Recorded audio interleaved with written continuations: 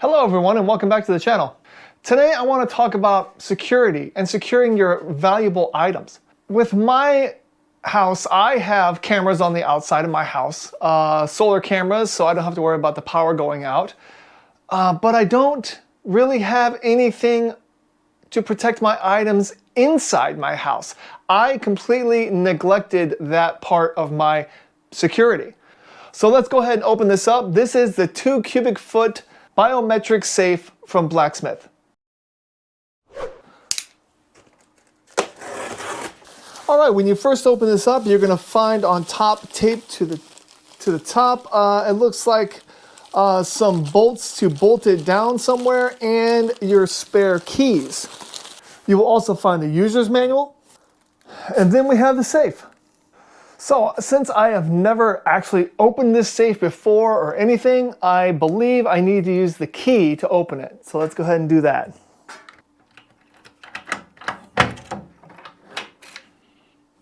All right, and there we go. All right, let's go ahead and take out all of these styrofoam inserts. All right, and just to show you a little bit about the inside of the safe, you can see that it does, it's completely covered in this type of felt material, so you won't be scratching your valuable items. And these shelves are, they're adjustable, so there's a bunch of adjustments on the side to be able to move them however you want. It also does come with this bag in case you need to keep something in a bag.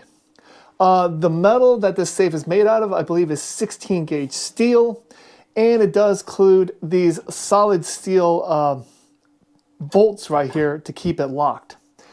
Up here is your battery compartment for your biometrics.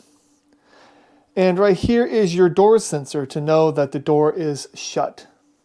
All right, it says that we should be able to just touch it. We can actually close this. We could touch to wake it up. And then the default password is 123456 and then the pound sign. So we'll try that.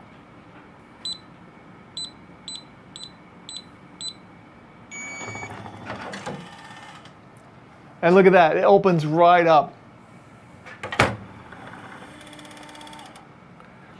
And then all you need to do is just shut it, and it shuts automatically and locks, which is very nice. You don't have to enter a code or something like that to get it locked. All right, and like I said before, the default administrative password is 123456, but you will want to change that. The way that you change it is by opening the safe and waking up the keypad, pressing 00, and then pressing this green button on the inside. And now it says select, so we'll go ahead and select our new password. I'll go ahead and change it to 135790, and then pound. And it says success, and that is now my new administrative password. Now I say administrative password because this actually has the option of doing an administrative and a user password. Now the reason you want to have that is, let's just say that you're a business owner and you have one employee that gets in the safe. Well, you don't want to have to change the password every single time. You can just change the user's password. So the administrative always stays the same for your personal password, but then the employee that needs to get in the safe as well, they will always have a different password depending on the employee.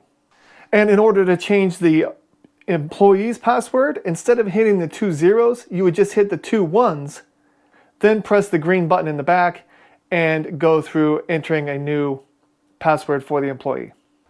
All right, so let's go ahead and enter a biometric fingerprint. So let's go ahead and open the safe. And what did I say? 135790. Open. And to do a biometric fingerprint, all you gotta do is press the green button on the inside. And it will say fingerprint select. And all you have to do is take one of your fingerprints and press it on the fingerprint scanner 4 times. But you have to do it within 8 seconds. So let's do this again. Okay.